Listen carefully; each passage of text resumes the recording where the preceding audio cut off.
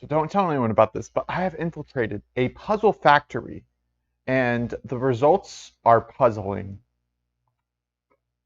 All right, since people are talking about the vaccine with COVID and the end of potential remote work, I thought right now would be a good time to talk about the future of remote work, and more specifically, what happens when we go back to the office, or when some people go back to the office. Not necessarily me, but because I work remotely right now as a software engineer. But I was working remotely before the quarantine hit, so I feel like I was in it before it was cool. I don't want to say I'm cool, but but I want to talk about what happens for the people that haven't experienced the office yet, and more specifically, like people right out of college, junior staff. What happens to them when they get a job at a cool company, but everyone is working remotely? And I have a feeling that they're not going to be allowed to work remotely. I also do want to mention that I was working in an office before I was working remotely. I wasn't always remote, so that's yeah. I do want to mention that what inspired this video was this article on some website, Fast Company. I've never heard of them or this website. But anyways, why employers might not offer remote work options to junior staff. So this is really interesting because there's I feel like two things that could happen for society. Everyone could just work remotely because why not? Or everyone could just go back to the office. Or there could maybe be a little bit of in between, which we might probably see. So before I begin, make sure to triple click that like button so I can escape this puzzle factory because it is really puzzling and I really want to get the information out there that I need to escape these puzzles because they're just, my brain. So I'll link the article in the description of this video. But anyways, a junior working for a company needs guidance is what the general consensus of the article was. That's not my opinion, but um, I do think that yes, someone might need guidance, but I don't know if necessarily they need to get it while working in the office. So they suggest that this guidance can come from a mentor or just like from someone generally working at a company that's been there for a while. Like if you're new, you want to see what someone who's old does. When I had when I was working at the office and I was junior, I had a mentor, and they showed me a lot like my mistakes, and I had a lot of them, believe it or not, because I thought I knew what I was doing. It was kind of like overconfidence. Like overconfidence is the enemy of success. So I was rude. I spoke whatever came to my mind, which sometimes is good, sometimes is bad. For whatever I thought was best for the project that we were working on together. So I also didn't respect like other people's opinions, and my mentor showed me that. I mean, maybe not the most direct way, but yeah, they showed me that, and I've since learned from my mistakes. And I feel like that's what a mentor can help for a junior staff or whatever. It doesn't have to be like software engineering; it could be anything really. So this kind of learning is hard to be done when you're online, because I feel like when you're online, you just try to get down to the details and just trying to get what is needed to be done, and there's just less interaction overall. I feel like, and the end result, because people say like communications like 50% hand gestures and whatnot. For my reason, why junior developers or junior staff in general aren't going to be allowed to go back to the office is that they can't be trusted.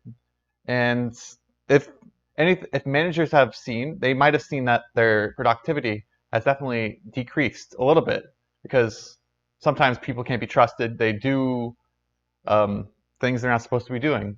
So when I was allowed to work remotely, example, my boss told me not to go rogue. And what does rogue mean? In my opinion, I thought it meant like you doing things instead of working. You get distracted easily by things outside of work. There's a lot of distractions when you go home. Some people don't have an office and stuff like that, and you do less work overall. That's kind of what going rogue means for me. And in my opinion, junior developers are more easily to get distracted because they haven't been at a office job for like 20 million years, and like people have been at jobs for like really long time, so they're just used to not having any freedom. So junior developers are more willing to abuse their freedom of working wherever and whenever they want to. So they're of course going to be less productive if they work on a beach. I mean, it's nice to work on a beach, but you don't have a cool keyboard, a clickety clackety keyboard. So I think they're more likely to be abusing that, and that's why I think they're not going to be allowed to work remotely. Like compared to people that have been tied down at an office job for 20 years, they're just used to working and slaving away 9 to 5 every day, all day. And another factor that comes into it is they're used to driving to work every day, all day. So they are, I don't know, they're just used to that, so they get to work. While like the junior staff aren't used to driving to work every day. So I feel like the I guess management will think, oh, they're not used to driving to work every day, so they need to get used to that, so that they do more work or be more productive. And I feel like commuting to work is a big factor in this. This is why some people are suggesting that to be more productive at work, you create like a false commute. And this is where like you do something like walk to work for like 10 minutes, so you can't really do anything, but like just walking. So you mimic the act of driving or walking to work, like you're mimicking commuting to work. And people say it's more productive because it puts you in like the work mindset or something like that. I personally ride my bike to work to get my blood flowing. I need my exercise. It's healthy, and yeah. So I don't know if it helps that much though. So an issue I have with only the junior staff being not allowed to like work from home and being forced to go to the office is that the, the offices will be full of these junior staff, while like older people will be forced to work from home. Not necessarily older, because you can be junior and old. I guess that's ageism. I'm sorry, but you can. There'll be a disparity in, I guess, experience, and this will, I guess, people will, I guess, become angry at that. They'll think, why can't I work from home? Because I feel like I would get angry if I just started a company and like people have been doing this for like years. They can have the privilege of doing this, um, and it doesn't really provide much networking or learning. If all the experienced people aren't even there. So like, what's the point of the young people being there? Of course, there are going to be some people that are going to want to go to the office, like the non-junior staff. Like, there's always going to be some group that want to, but I feel like a large majority won't want to. And I feel like what would be actually beneficial is that like during like the onboarding, like everyone's in the office, meet each other and stuff like that, because that would be beneficial to the junior people. So I said that most non-junior staff wouldn't want to go to the office because there's not much incentive of going to the office if they can do everything from home. I am honestly much more productive since I don't have to drive to work every day. I had a commute of like maybe 15, 20 minutes, 30 minutes. Like there was a lot of traffic, but I don't have to do that. Like what could potentially be an hour of driving a day. It's more like 15, like 30 minutes of driving a day. But it's like a 24 hours a day. If I do that 5 days a week, it's like potentially 5 hours a week of driving. When this is probably like at least pretty similar to average for most people. Like an hour of driving a day for commute. I mean, of course, people do like a lot less, but yeah, I didn't have that much commute. So that is a lot of time lost, and time is, it's people. There's a lot of time, but you don't have enough energy, and driving kind of takes away energy as well from you. You have to sit at the wheel, and some people like driving. I don't like driving at all, though. So that is time being, you could be more productive, and I guess productivity is what matters nowadays.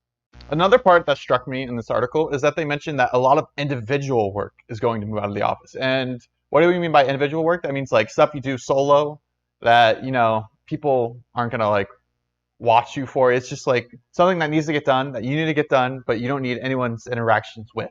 And that's going to be moving out of the office, which I think is a good idea. You don't really need to do that in the office anyways, because office comes, sometimes they distract you, like there's parties and stuff like that.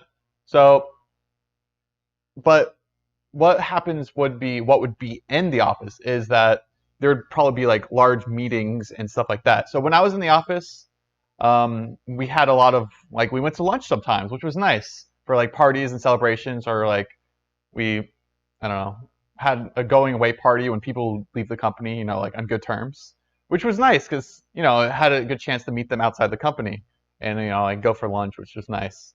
But you don't get that kind of thing in remote, and I haven't done that sort of thing in like a year or so before COVID.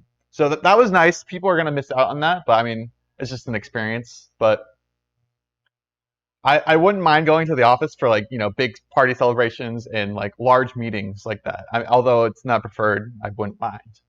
I don't see the point of just going to the office just to do my solo work though. That's just there's no point in my opinion. But I don't know. I don't make decisions on the future. Anyways, that's the end of this video. Let me hear your thoughts in the comments below. If you liked it, make sure to like it, subscribe if you haven't already, and I'll talk to you later. Peace.